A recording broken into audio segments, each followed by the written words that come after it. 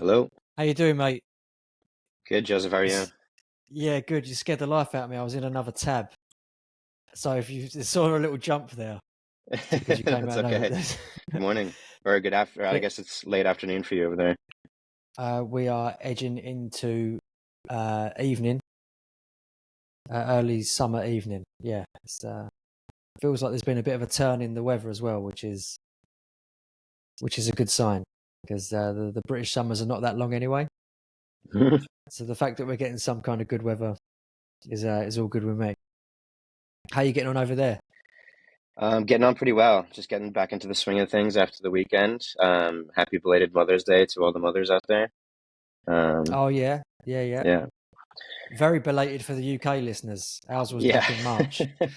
So, so anyone that is listening that forgot, now's your opportunity to go and sort a card out. Mate, thanks for sparing the time with me this morning. I was just having another run through your bio. I guess first thing to mention would be an initial excitement that you're from Boston, and I was excited at the prospect of a very thick accent on the other end of this call. I'm sorry to disappoint on that one. Yeah, I'm first generation. My dad's from Ireland, and when I grew up with him in the house, and my mom still has a super hardcore Boston accent. Shout out, mom. I always just thought it was like a trashy accent for some reason, and not that I think my mom's accent is trashy, but like the Boston accent in general, because they get a lot of slack for being big drinkers, like outrageous sports fans, that whole thing. And as a kid, I just like always try to put it away essentially. And then when I moved out to California, it kind of just like dissipated into the background. It kind of comes out sometimes with certain words and whatnot, but yeah, I love being from Boston. I love the East Coast attitude that it gave me that I brought out to the West Coast, and I think the clash of those two worlds are interesting, and somehow find myself congregating with other East Coasters out here in the West Coast, and it's always nice to make that connection as well. So Is it just does it bring a sense of home, being yeah, far away definitely. from home? Yeah. Yeah, yeah, absolutely. Yeah, making those connections with like people that understand those differences between the two coasts, I think is really cool. I've made a lot of friends out here that, I'd never met on the East Coast, but are from out there and, connect on like a lot of those similarities and, nuances of the East Coast. So yeah, Can you talk me through some of those nuances as an outsider looking in, sure. aside from Yeah, the climate and maybe the palette of your skin not being accustomed to the constant heat over there? sure. Sure. I think a lot of people, at least from Boston and New York and cities of the like on the East Coast, get a reputation of being a bit hard and kind of speaking their mind right off the bat. And maybe some people on the West Coast are considered lax and, you know, kind of beat around the bush a little bit, don't tell you exactly how you feel sometimes. And that's what I really appreciate about people from the East Coast. If they like you or they don't like you, straight off the bat to let you know. um, I don't know if Londoners are quite like that, but We tend maybe to walk certain around ones with our are. heads buried in our phones more than Yeah. anything. Yeah, that's how you know they just don't give you any eye contact. Well, that's another point about the West Coast is that like most people when you walk by them say hi out here, whereas when you're walking through the city in New York, like you might get a hi or hello every ten people or something like that. But out here, pretty much everybody waves and says hello, which is kind of refreshing in a way. Yeah, I moved to a seaside town a few years ago. It's not even that far from London, 40 miles. So it's less than an hour train journey in. And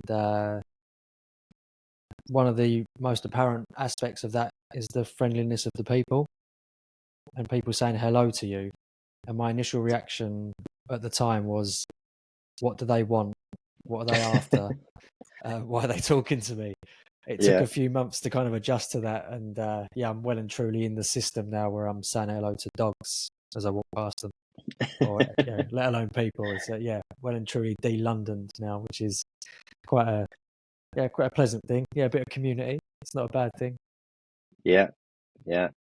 Um, Speaking of community, I've been thinking about kind of what I wanted to chat about on here, and I think that's going to be a consistent theme throughout what I have to say. So I'm looking forward to getting into chatting with you, and thank you for having me on. I'm super honored, by the way, and I've been listening. I hadn't heard of your podcast before you reached out, to be quite honest with you, and I was pleasantly surprised to see that a couple of local football community members or have been um, you know, hosted or on here.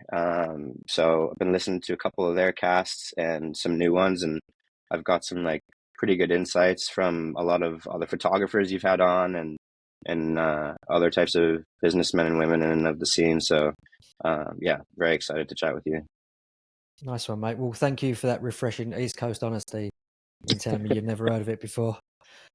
No, I appreciate you sparing the time. I mean, I came across your work through San Francisco City and the campaign launching the new kit, Hmm. and the good guys there told me, like, well, they sent me your way, basically, that you were the guy behind it. So that was a great learning for me, and then that took me to your bio, which saves me a job when it comes to publishing this episode.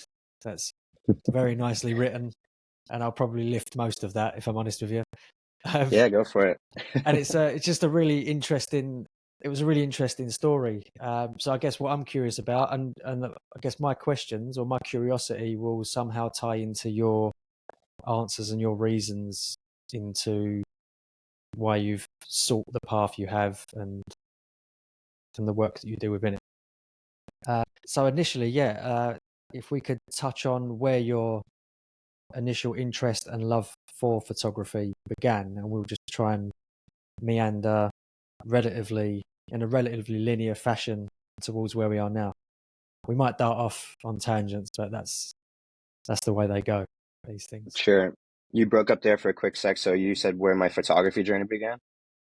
Yeah, yeah, exactly, Okay, yeah. And if we just meander in as linear as a way as we can, sure. um, Okay.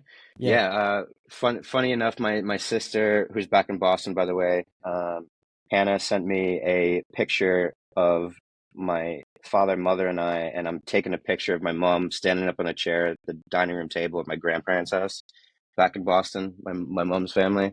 And that was maybe I was 5 or 6 years old, and I remember playing around with cameras, my mom's Polaroid that she had in the dining room cabinet, pulling that out and trying to take pictures with it all the time. And then I would mess around with video cameras and stuff as I got a little older, taking pictures of me and my brother skateboarding and building go-karts and all that kind of stuff you do when you're a kid.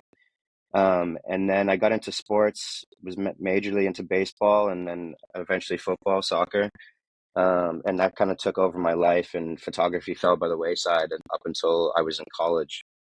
I came out to San Francisco when I was 18 to go to University of San Francisco and tried walking onto the team and then ended up playing club football. But then somewhere along those lines, maybe junior year, I think it was actually one of my um, teammates convinced me to grab a film camera, and I picked it up and I brought it on every single trip I went on, and I absolutely fell in love with film, I guess again. And I would take pictures of friends on nights out and like I said, on vacations, and I would do a lot of street photography, and I think that's how I got involved with photo the most.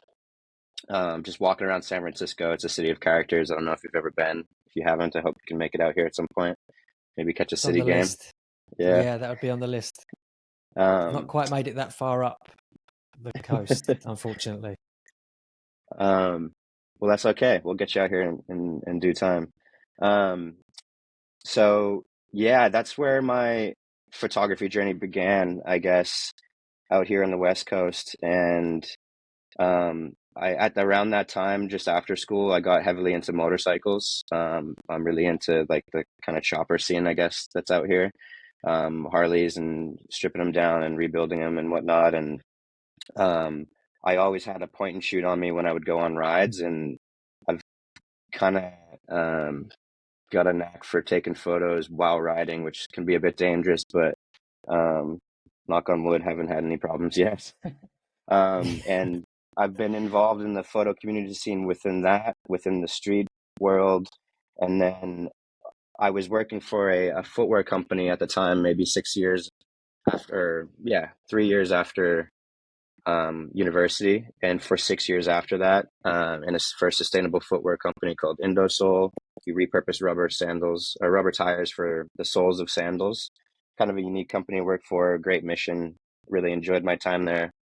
Um, but on the side, I was always kind of shooting for friends' brands that I met in the scene, whether it be other fashion brands or other types of product that we'd see at like local markets and things like that. And um, they had seen some of my concert photography that I started to do when I first picked up a digital camera. I'm a big live music goer, and kind of wanted to see live music for free instead of paying for tickets all the time, and use my film background to kind of purchase a digital camera and then start to take photos of concerts. And that's how people saw some of my digital work that I end up reposting on Instagram. And that type of commercial work for other friends' brands just kind of snowballed. And as soon as the pandemic hit, I decided I was going to do it full time. I parted ways with the footwear company, and I kind of just hit the ground running. I put money into a website straight away and to some gear, a new laptop, and I just went hardcore in on YouTube University and just try to absorb as much knowledge as I possibly could. I'm a big proponent of YouTube. Even to this day, I still use it to learn new things, even in and outside of photography. Big DIY guy. I like to do things myself if I can get it done, instead of having to pay somebody else to do it. So that's kind of one of my philosophies. But um, yeah, and then from there, it was a constant. I mean, luckily with the pandemic, I had a lot of work because people were constantly ordering things online, um, and companies needed refresh content for their brand. So luckily, I had a ton of work right off the bat with just my local community and friends I had met through the fashion world, so to speak. And yeah, it was really, really going really well up until last year.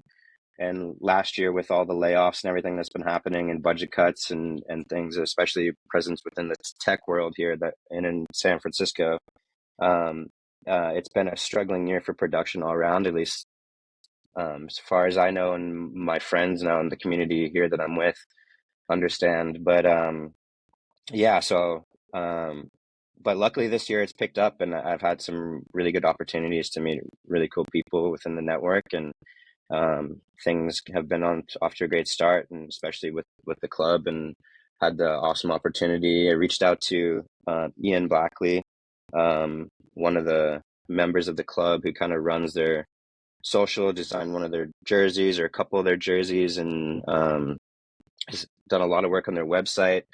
Um, and reached out to him on LinkedIn after seeing one of their single picture of their new kit, where there was a kid sitting at the bus stop wearing the kit. And I was like, man, there's so much potential for this new partnership that they have with the transit system out here called Muni, who's their New Jersey sponsor. They have a really cool, what we call it, the Muni Worm, which is just like a exaggerated M, in its own colors and unique style, and it's very San Francisco and representative of the city because obviously everybody takes the transit out here. And I think this thing has a lot of legs, and I could really get behind this. And I reached out and offered to put a photo and video campaign together, and he kind of had an idea um, about involving local celebrities and faux celebrities and local businesses. And I kind of had an idea of doing something similar as well. So we just kind of knocked heads, and I brought my videographer friend Brian Tran on board, and we co-directed it and produced it with Ian. And yeah, that's what we came up with is a photo and video campaign that wanted to highlight the city, the club, excuse me, the city, the relationship with Muni, but also more importantly, like the vibrant people and culture of San Francisco that kind of make this place the unique place that it is.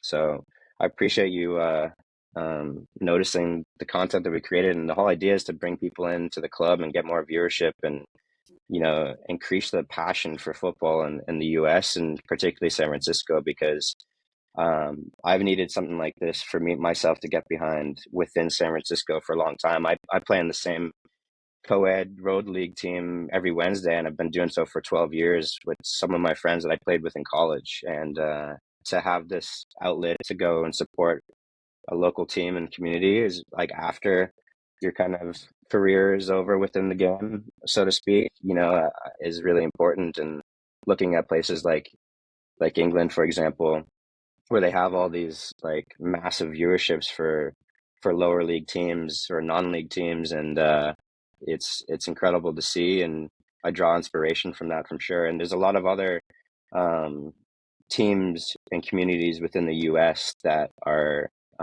building that type of passion and viewership that I really look up to, and it's my hope that I can get more involved with the club. I've expressed that to Ian and some of the other members that I'm going to do my best to try and make that happen, and look for those other teams as inspiration to do so. Yeah, that's a really interesting pathway there, and there's a few things to pick up on. I'd like to go back to the stripping and rebuilding of bikes at some point. That piqued my interest. But Okay. but for now, I think like you saw an opportunity there. I think it's quite interesting that you saw an opportunity for collaboration, and there's obviously like a confidence there to just reach out and um, pitch that and pitch your vision for it. Why? I mean, you alluded to the fact that you'd been waiting for a club and an opportunity to be involved with something like that for some time. But I guess, did you see it as not just an opportunity, but also maybe like a responsibility because of your expertise as a creative, as a photographer, that you could elevate the profile of the club with your skill set and do Sure. the I city mean, justice in that way? yeah, definitely. I mean, I've been here it'll be 16 years in August, so I feel very much a part of the city, in a city that's largely transient, and people come in for a few years, work a job, whether it be a tech job or other ones, and leave. And I've had a lot of friends that came out here for university and stayed for a good amount of time, and they've left as well. And yeah, being a part of the city for so long, and becoming friends with local businesses and understanding their struggles and the changes that the city has gone through, because it's an ever evolving city in that respect. Yeah, I feel very much a responsibility to be able to, or I more so a drive to be able to like wanna put that scene out there and make it known, and how it relates to football, because there is a large community here that um is ready for it. I think they're ready for a team to be able to support like that. There's a large EPL league viewership here in the city, and different bars have, support different teams and whatnot. And there's stadiums around the city that's SF City play in. But if there was more viewership, they could have a priority standing in some of these bigger stadiums, and there's potential for their viewership and attendance to grow there as well. So, yeah, I kind of jumped at the opportunity because I have a passion for football ever since I was a little kid, and um, obviously combining that passion for photography and then also the culture of the city, I was like, I need to do this. There was no question in my mind. Like I reached out immediately, and that's one of the things that I've learned throughout my short career as a photographer is that you know don't don't be afraid to do something. Go out and grab it, and try and grab the bull by the horn, so to speak. And yeah, you never get the opportunities you don't go for. So yeah. Yeah, that's a very good point. It's something echoed in a conversation just last week with a great guy called Aaron Duran, who said something very similar. Which, I mean, the more I hear that, the more I need to learn from that. There's definitely a resistance, maybe, but I suspect it's a British thing. We're not too good at, well, I say we, it's a stereotype, but yeah, there's a a distinctly North American trait, I think, in directness and um, shooting from the hip, so to speak. Like there's nothing to Yeah. lose. Nothing to Yeah, lose. I can't say I've always been like that though, to be honest with you. You know, I think because of the last several years running my own freelance photography business, it's something that you just have to do in order to survive. So, it's definitely been learned. It's not inherent, I don't think, for me anyway. So, Would you say there's been a change in your self confidence as you've been running your own business for those few years? absolutely. Yeah, absolutely. I mean, become networking is one of the biggest things that I would say that moves you forward as a photographer, and you have to step out of your shell and speak to people and network and go to events when you don't want to and put yourself out there and be vulnerable and talk about the projects that you've done and what you want to do better in the next one and make those connections that can lead you to new work because if you don't do it, no one's going to do it for you. I mean, every once in a while, jobs will show up at your door, but for the most part, you have to go out and get them as a freelancer, and until you make it to a certain level where hopefully your work speaks for itself. But you really have to go out and convince people. I think that's one of the most important things that I've learned, and yeah, to all the aspiring photographers out there, yeah, the sooner you learn that, the better. How do you think your sorry, I'll start again. Your body of work isn't sports centric or football centric, shall I say? No. How do you think that benefited the San Francisco project? And you've got a fresher eye, a different kind of, for want of a better expression, you're viewing the project through a different lens. Hmm. Um, so bringing um, a fresher perspective to these kind of things rather than the more well-trodden narratives we see in kit launches and things like this. Yeah, how do you think your previous experience in street photography and then the brands that you shop for benefits the benefited you in that sense with this project? Sure. I guess the approach that I take with my clients is trying to understand their story as best I can, and then be the most representative, um, or tell the most representative story of that in my own eyes. So, for example, with City, you know, after speaking with Ian and understanding the partnership with Muni, you also then have to understand the people of San Francisco. And I think I was just had the advantage of being here for a long time. And like I said before, being friends with members of the community that run local businesses and small shops like coffee shops and taquerias and bodegas and things like that, for example. And understanding the people that go there and being representative of those people, that's very important to me as well as being representative of the diversity of the people that are within the city. um there's a lot of photography out there that I kind of cringe at, and I'm like, oh, that's not really representative of the people that or place or business or whatever that you're trying to represent. And I try to be as real as possible when it comes to that respect. So I'm always like trying to understand that from a photography lens and how it represents the clients that I work with. Why is that authenticity important to you, do you think? And the importance of representing the people of San Francisco. I know you've grown to love the city you live in. Hmm. Um, but where does that come from in you, that desire to represent the city rather than just picking up a paycheck come from? Like, why is that important to you? Yeah, well, I look at that from two different lenses. I First of all, I wouldn't feel good about myself if I wasn't portraying somebody in the right light. Um, it just doesn't feel right. So, on a base level, I guess, in that respect, and then from more of a commercial lens, people aren't gonna believe in things or get behind things if they feel like they're being sold something and something's being shoved down their throat. So if you can be the most representative of a story and people can kind of understand that, that's what people attach themselves to is stories, and if it's an authentic story. it's going to be much more tangible for them, and something they can get behind. Does this approach tie in with your like your academic career?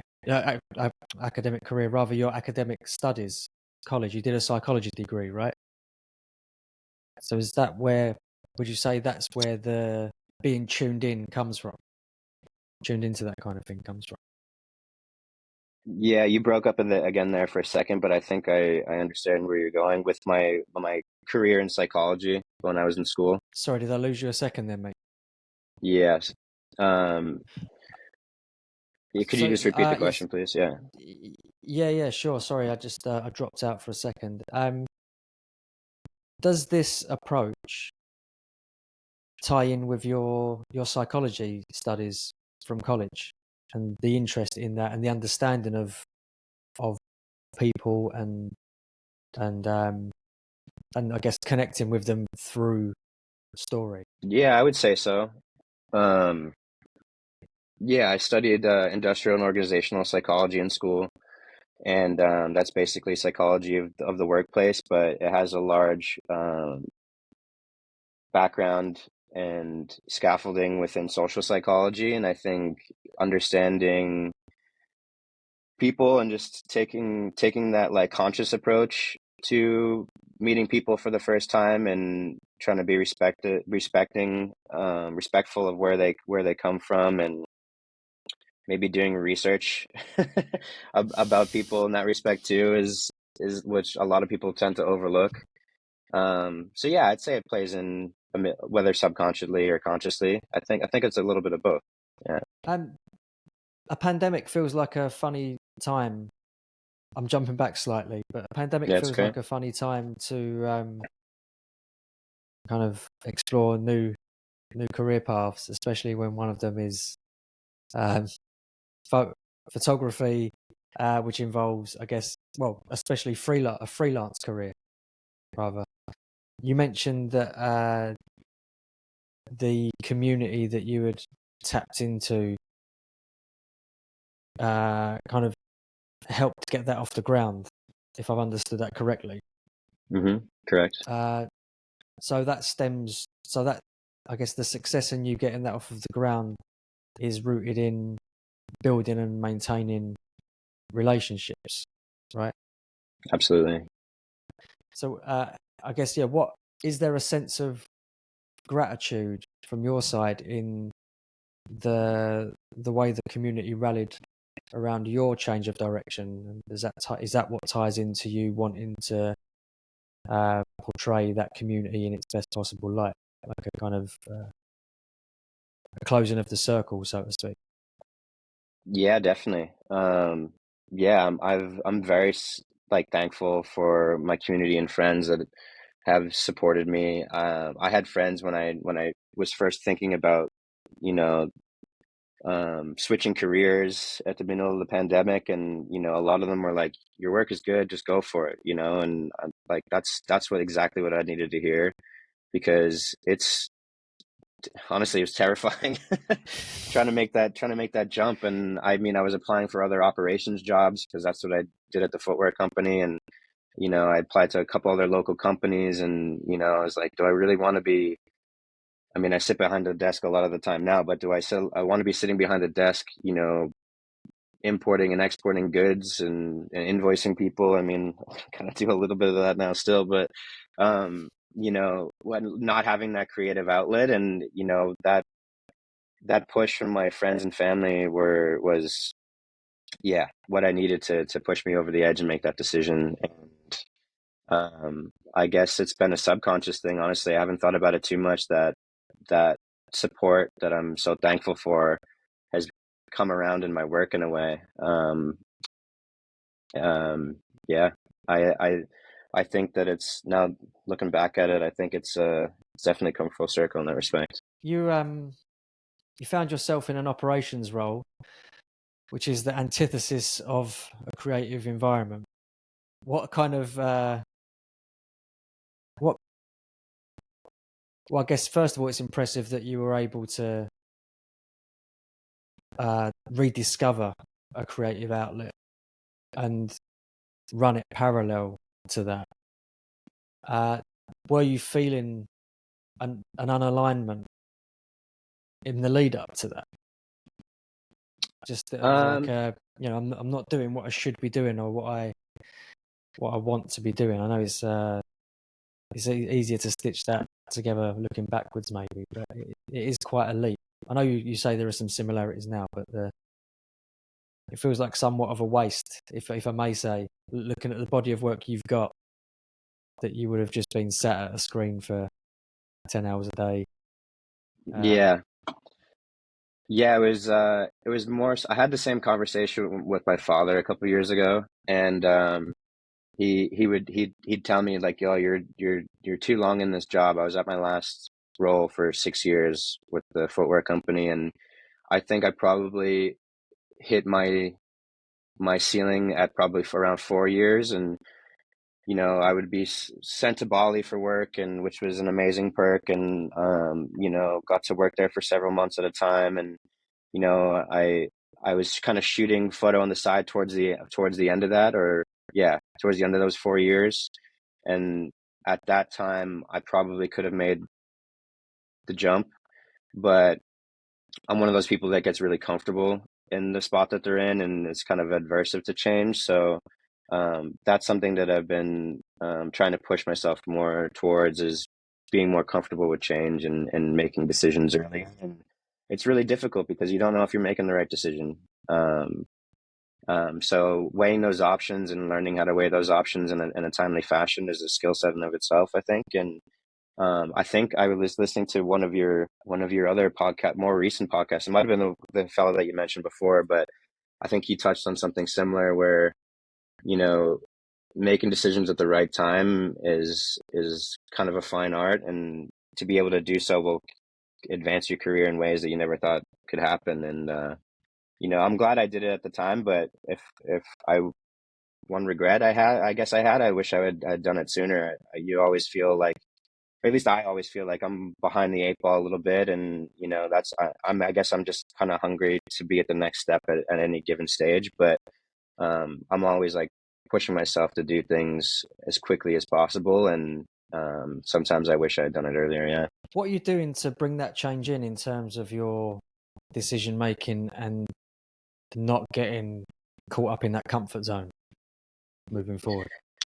Yeah, I mean, the world of videography has become more present in my life, and this was the first project that I've really co-directed, which has been an awesome opportunity. I've been lucky enough to build out a close network of friends that are in both the photo and video world and production in general. And I gotta shout out Brian Tran on this one, because we've worked on so many close projects together. He's the one who shot and edited and co-directed the SF City piece with me. And yeah, the opportunity that he's given me to get on board with him and kind of attack projects together has been really helpful, and throwing myself in the deep end with that and trying to learn as much as possible. Reading books about production and video and how to direct and how to manage people on set, and looking at others in the community and speaking to them about their experiences. And yeah, finding friends in your community and having those types of conversations and discussions is of the utmost importance. And I think that's one of the biggest things that's going to allow you to excel in your field. Yeah, teamwork, groups, and collaborations seem to crop up. There's a consistency there through your life. That you've got the co-ed league that you've been playing in for 12 years, the chopper club. It's Hmm. like, motorcycling could be perceived as a soloist pursuit, but you do that within a group. Yeah. You talk about enjoying football in the city with a wider group, not just having somewhere for you to go and watch a game. You collaborate with a creative team. Again, photography could just be a soloist pursuit, and it is for many, and that's not a bad thing. But it seems like where there's an opportunity for you to connect, collaborate, pair up, whatever it is, you reach out for that. Why, why, I guess, is that uh, the unit, so to speak, um, appealing to you? Yeah. I think it's appealing to me because I think at my core, I'm just more of a social person.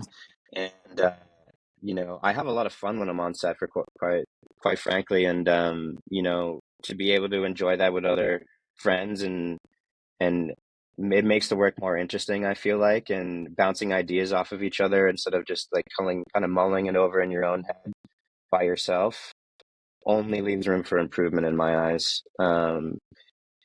Like when we're trying to plan out a shot, we'll frame it up and be like, oh, like maybe the lighting's not as good here as it could be over there, and just being able to have that discussion, um, and bounce ideas off of each other, I think just makes for better work. And um, if you can have fun while you're doing it, all the better, and sharing that fun with somebody else is always better than on your own, in my eyes.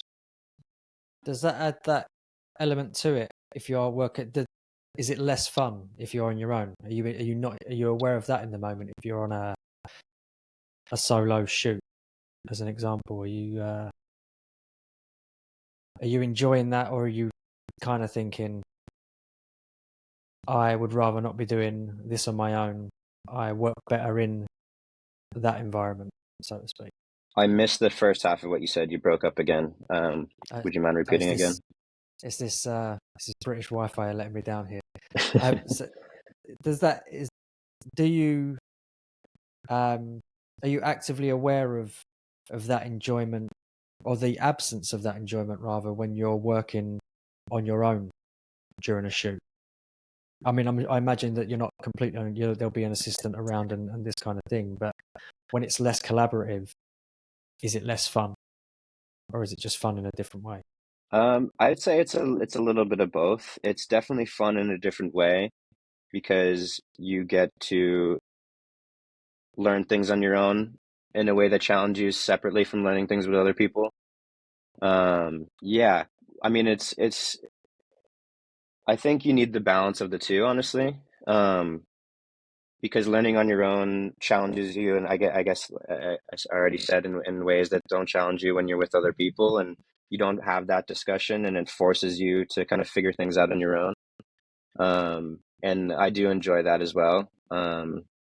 Same thing with like doing a whole bunch of research on my own, but when you get to share that research with other people and then discuss that, you often come to more insights than you would when you're on your own. And I think I appreciate that more about the collaborative aspect of that type of work. Photography, photography was a leisure pursuit initially, and it's become a career.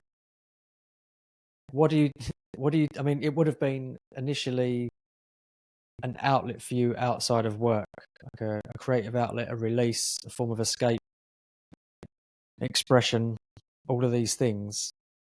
Now that it is a means of earning a living, what do you do outside of that to find those things, or do you find that you can, use this? Can you shoot outside of it and it be different? It feel different, or are you looking for other things that kind of ground you, I guess, or help you unwind? Sure. Again, I would say it's a little bit of both. I I have a ton of hobbies, probably too many. Um, so outside of football, like I mentioned before, I ride bikes and work on bikes, and but I also love to go sailing and camping and being out in nature, um, and going to see live music with friends and traveling. And I think photography has a place within all those extra hobbies as well. And I'm fortunate. I haven't had too much trouble with like burnout or anything like that because I've always used film photography separate from my commercial, which is largely digital, as an outlet. Um, so speaking to that point more, I guess I would say that, having the ability to shoot film and all those other aspects of my life, it kind of gives me that outlet and need that I have to kind of unwind, and I can still find enjoyment shooting film and slowing down a bit more with the film process, I think helps with that. instead of being on set and knowing that I can shoot things over and over again, um, to get the right shot. I can walk down the street and, frame something up and just kind of take my time with it in order to get the shot that I need. And I think that whole process of slowing down is meditative in a way. And um, yeah, I think a lot of people say that about film, and it's absolutely true.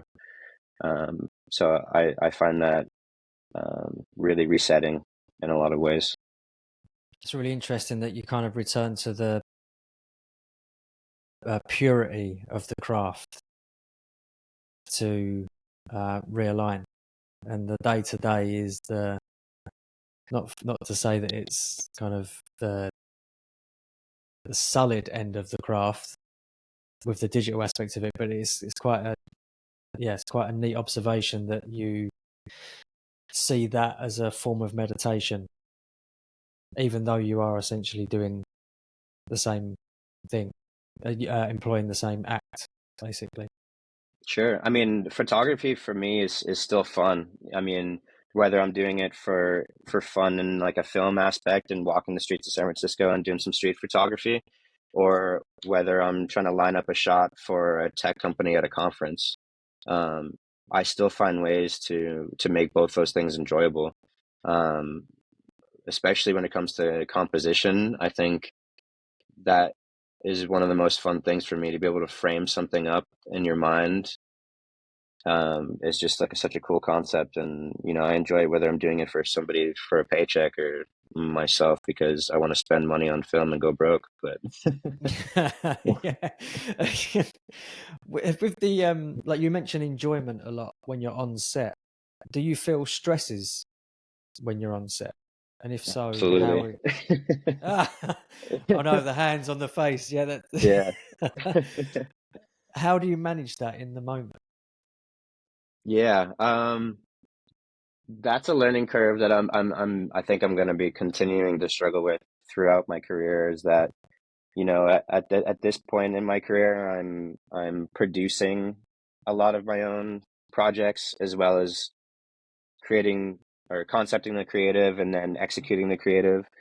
And I think wearing all those hats can be pretty stressful when you're on set and making sure that, oh, we need to get to the next location on time. But I'm also kind of like knee deep in whatever types of shots that I want to get and trying to think of new ones while on set on the fly and just juggling all those different responsibilities and making sure everyone's fed at the same time. And, all the different things that like a producer handles, a director handles, a photographer handles, like sometimes a PA handles, you know what I mean? That sometimes you need to step in to do because there's budget constraints or whatever it may be, can be super stressful. And I think, being able to approach the client and have them understand that there's all these things that need to be taken care of on set, and maybe you should open up a little bit more budget for that to make more quality work for you so that things don't fall through the cracks, I think is a really important ask. And I actually had that happen on a set recently and on a project recently, and I reached out to the client and I said, hey, listen, I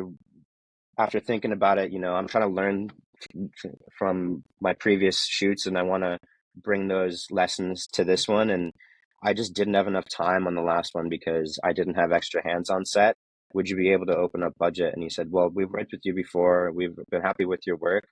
Yeah, I'm happy to do so. And that was kind of like a chalked out in the win column. You know what I mean? That was really appreciated him and his flexibility on that because ultimately I just released the work to them and they were really happy with it. And having that extra hands on set means that he could hold the light for me and, and handle some of those responsibilities that made me less distracted on set and uh, subsequently ended up in a better body of work. So, Yeah, it's interesting that there's also a slight display of vulnerability to your client there, right? In that you're saying I could do with some help on this, dismantling the ego it slightly, and or kind of pushing some fear to one side to say, okay, well, this is what most people, or maybe I'm just kind of imposing my own thought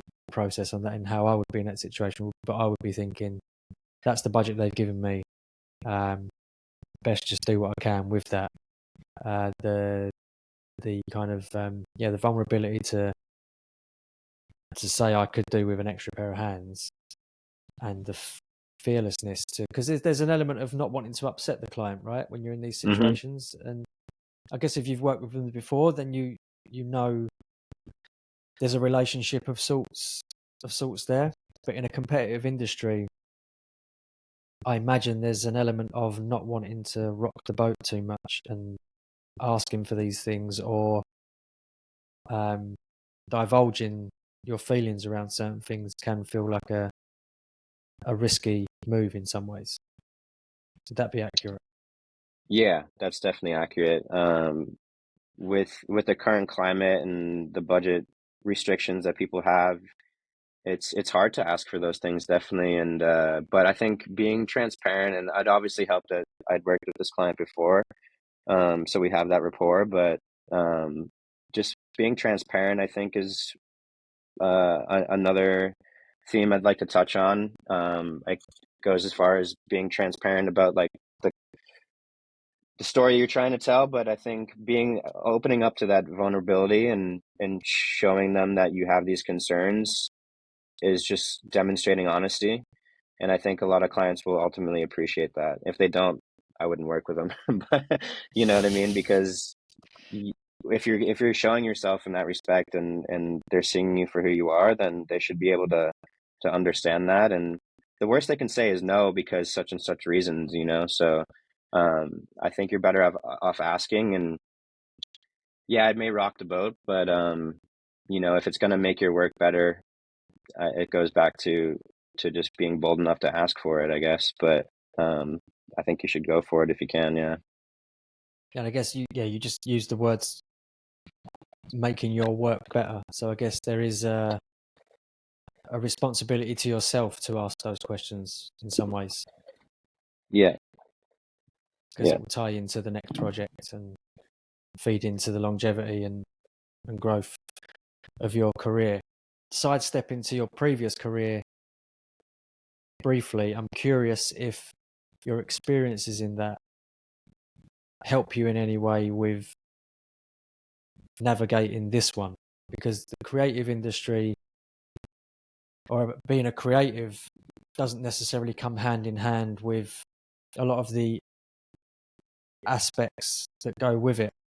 Client management, the conversations around budgets and all of this kind of stuff. You know, the creative at their core would just want to make the work, right? They want to create the body of work. Has your experience in operations roles previously fed positively into your career as a creative? Yeah, I love that you brought this up because I don't think this is talked about enough within the photography scene. Um, yeah, I mean, there's this whole other side of freelance photography that is administrative and learning how to run a business and fiscal responsibility and knowing how to set up your business for success outside of the creative aspects. And I would say that the operational experience that I've had definitely helped with that a little bit. You know, I was working with QuickBooks, doing some of the accounting or entering accounting for the business, and I kind of wore a lot of hats at my last company. So it's kind of the founder's right hand man when it comes to that. So setting up the sales team with gear that they needed and tools that they needed, but also like from the get go, kind of like help build out their tech stack to be able to scale. So that means their CRM, customer relationship management, making that link with the accounting software, but also the inventory system, things like that, and just understanding those APIs and organizations, I think allowed me to be able to implement that within my own business. Um, and you know, I like initially set up those software systems right off the bat, and I think that's very important to come across as a professional in general. Um, little things like making sure you have an email account that has your business and like a business.com or whatever, instead of just like Killian@gmail.com or whatever, it's like those slight small professional things that set you up for success down the line. And I think I learned a lot of that in my last role.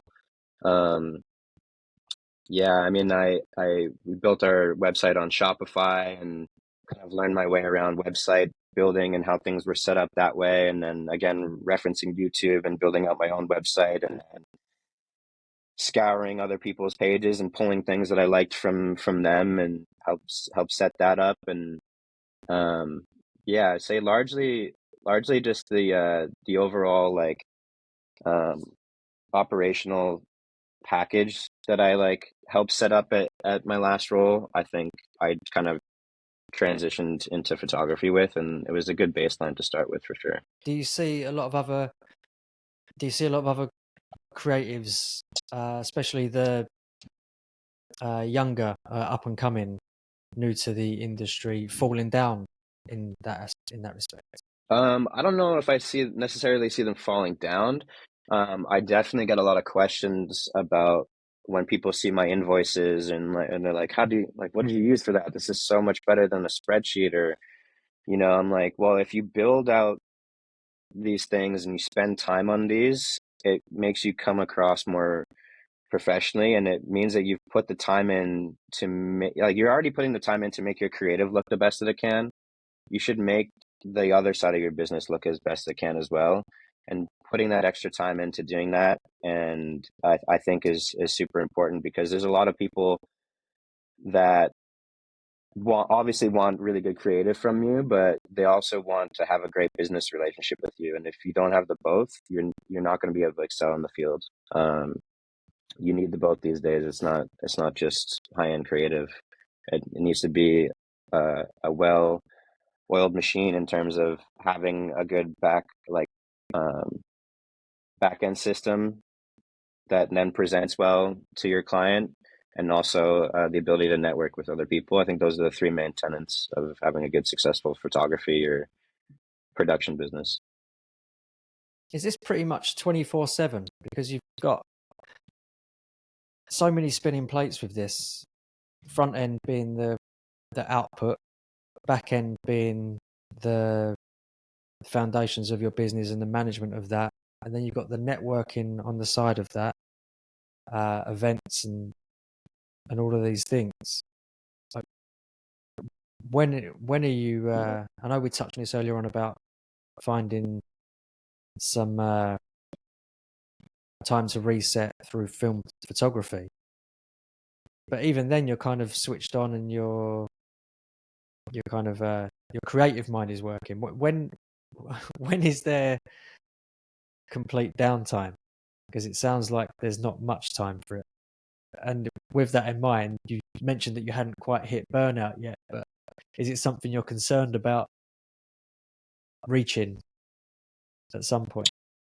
No, I've been pretty good about balancing my work life um, situation.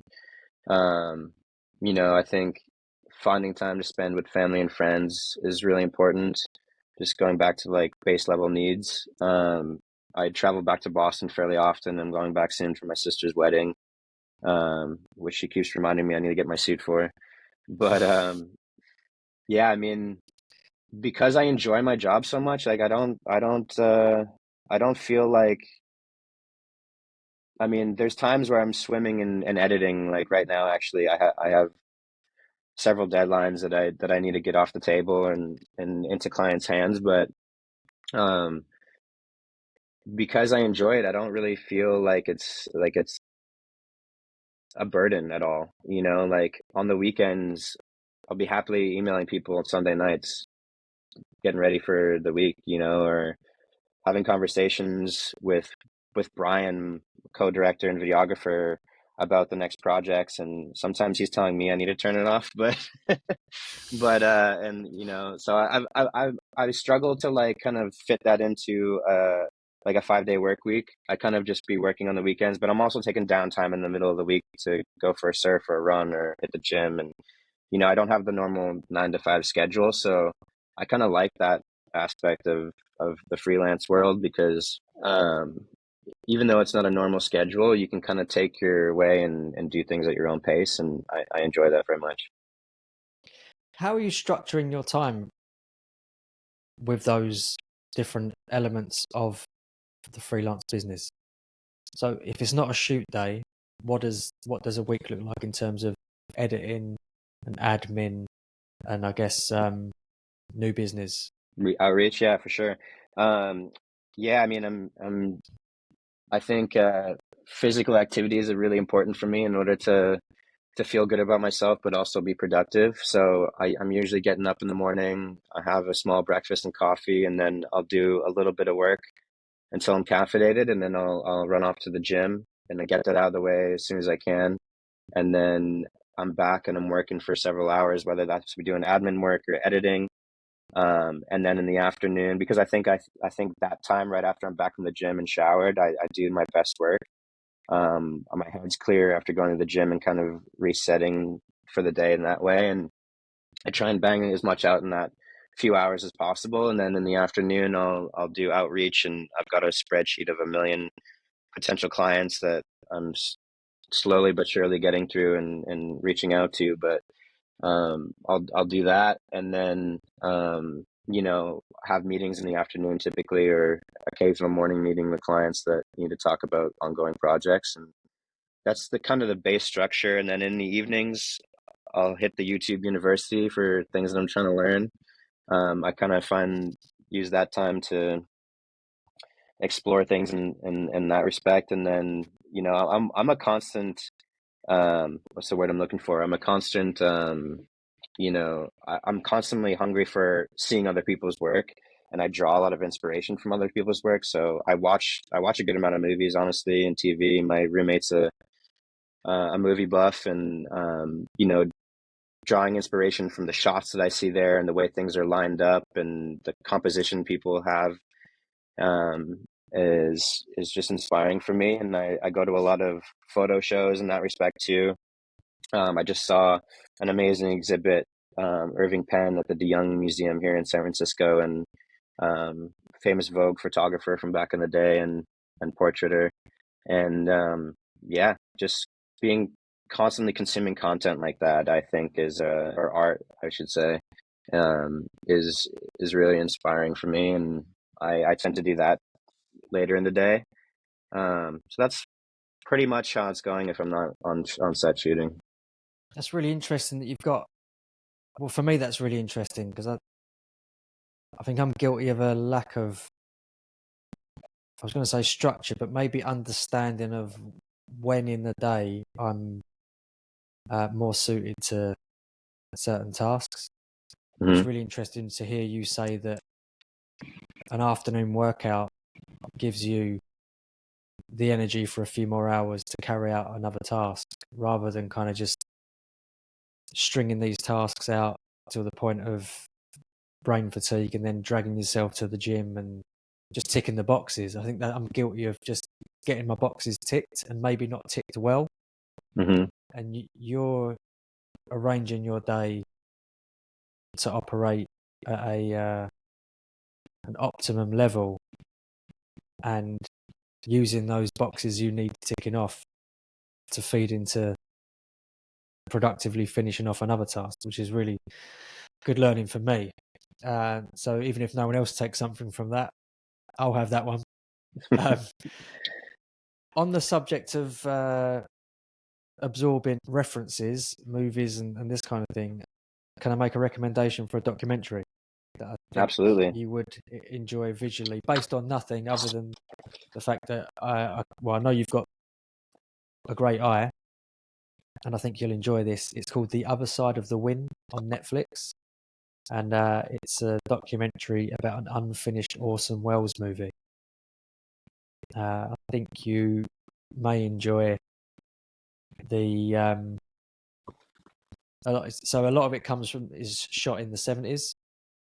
There's obviously the aesthetic that comes with that, but I think the composition and a lot of it, the cutting, uh, how that's paired with contemporary talking heads clips, well worth a watch. And then there is this is not a spoiler, but there is the finished movie that will come up as recommended viewing after that, which is also worth a watch. Be keen to hear what you make of that if you get Yeah, around to excellent. watching it.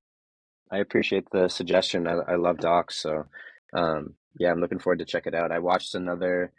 It's not a doc, but I watched another Netflix series that I just finished called Ripley, and it's a black and white Oh, series.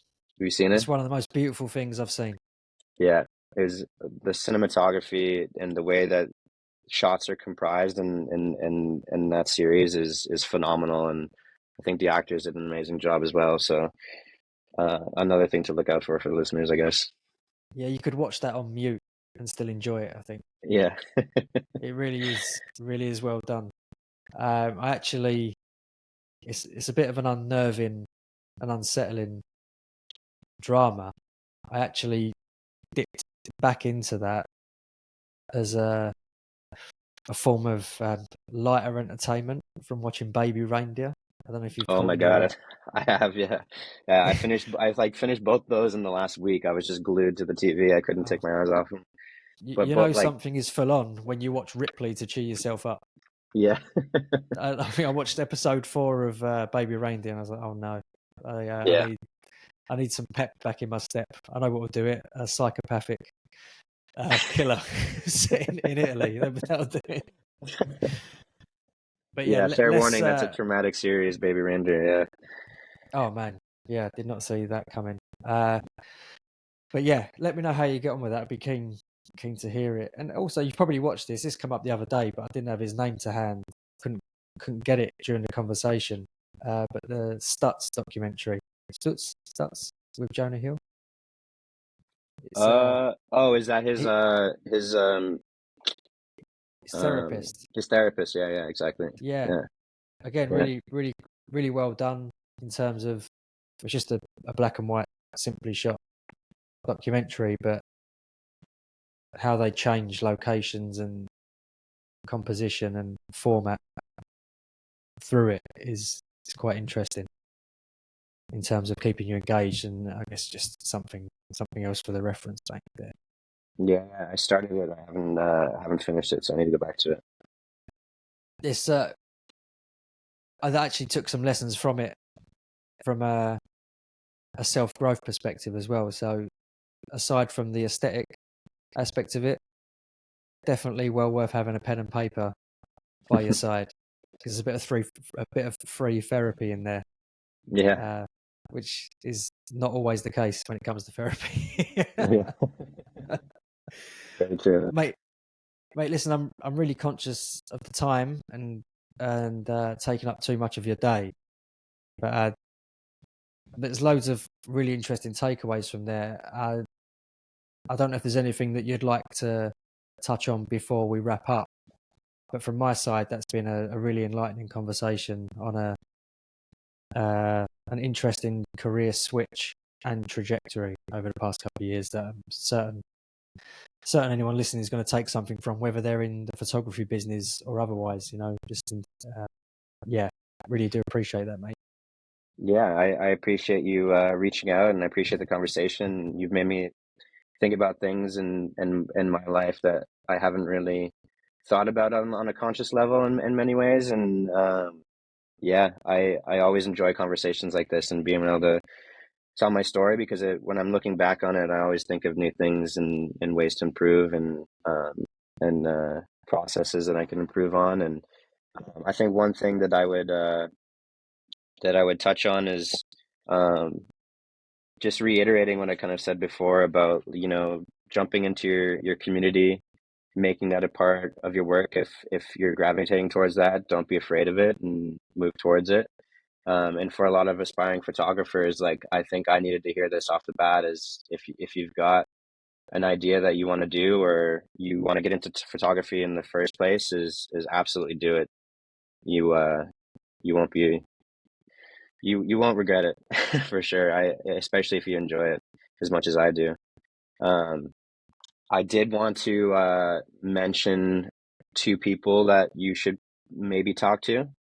Yeah, Um, And it sounds like, based off of some of your conversations before, you've got some in with Vermont Green FC. Oh I think yeah, you I spoke interviewed with one of the, Casey. Okay. yeah, the jersey designer or the kit designer. Um, and my friend who used to be on my co-ed team out here, his name's Sam Glickman. He's one of the co-founders of the team. Left his role out here at a payment processing company in tech, and went out to Burlington to go start Vermont Green FC with a couple friends, and he'd be a great person to reach out to and speak to about his journey. Um, and then the other one who I've had a couple conversations with, and I'm not quite friends with, but maybe over the internet a little bit, and he's more out in your neck of the woods. His name is Rick McKeever. He's a lowlander or Highlander photographer that's in London, I believe. He's kind of jumped around. He was in Spain for a while, but he's had an amazing journey in photography, going from an assistant to photographer to shooting with big companies like Nike and Speedo, and he shot with Kai Havertz. And I'm another great resource I think would be entertaining for your listeners. Nice one. Thank you, mate. I really appreciate you populating my calendar well into the summer with prospective guests on there. Nice one. I'll reach out to those and definitely mention that you've sent me their way. That might grease the wheels a little bit in terms of getting an hour or so of their time. Again, mate, yeah, thank you for that. I'm glad that you've taken something from it. I feel quite selfish sometimes that I get quite a lot out of these conversations on a personal level. So it's great to hear that the person I'm speaking to doesn't feel like they've completely wasted their time Absolutely not. Yeah. on their end. I would love it if when you get to your sister's wedding, you find yourself stood on a chair taking a photograph of someone with a little point and click camera, just to close the circle on your photographic journey there from being a boy Yeah. to now. It sounds like family I'll have is to get somebody to snap a photo of me. yeah. It sounds like family has always been very important. It's quite a warming thing to think that a career that you've got now started in that environment, and it's very much a feeling that you carry with you in what you do now. Yeah, lesson for all of us really to kind of connect more when we get the opportunity to. Yeah, definitely. And yeah, I miss him. I miss him. I'm looking forward to going back home, and yeah, call your mothers. Yeah, If maybe you didn't that. the other day. There's your Boston Mate, accent for you. yeah, maybe that'll come out a little bit more the more time you spend with them over the coming weeks, right? Yeah. Nice one, mate. Enjoy the rest of your day. Thanks again for the time, and yeah, I'll speak to you. So yeah, it'd be great to keep in touch, mate, and I'll speak to you soon. Cheers, man. Thanks for having me. All the best. Have a good one.